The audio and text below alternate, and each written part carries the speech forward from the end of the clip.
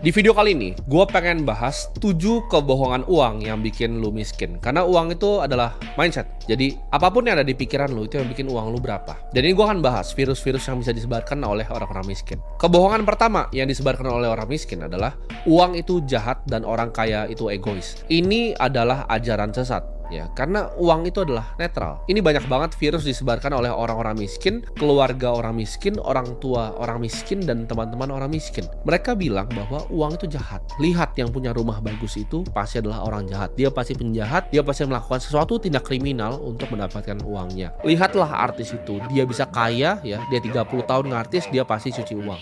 Uang itu netral. Uang adalah kaca pembesar. Apakah kalian gak pernah melihat ketika truk jatuh ya, bawa makanan, bawa telur, bawa apapun itu, ujung-ujungnya apa? Dijarah oleh orang miskin. Apakah ada orang yang punya uang banyak lalu jadi jahat?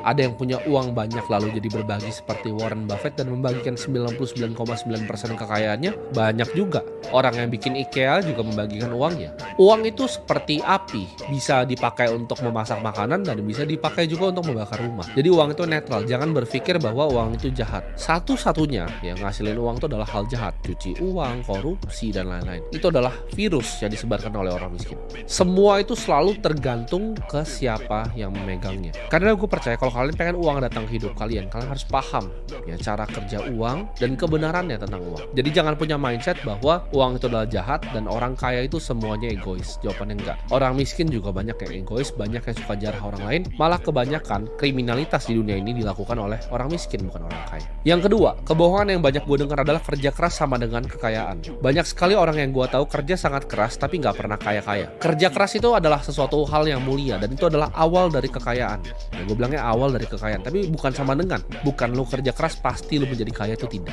Dunia ini tidak bekerja dengan adil. Ada orang yang bekerja keras seumur hidupnya dari pagi sampai malam dan dia juga tidak kaya. Apalagi orang yang tidak bekerja keras sudah pasti tidak kaya.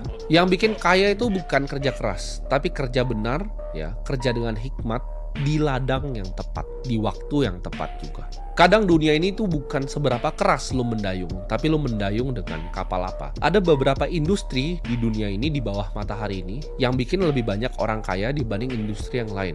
Itu adalah fakta yang terjadi.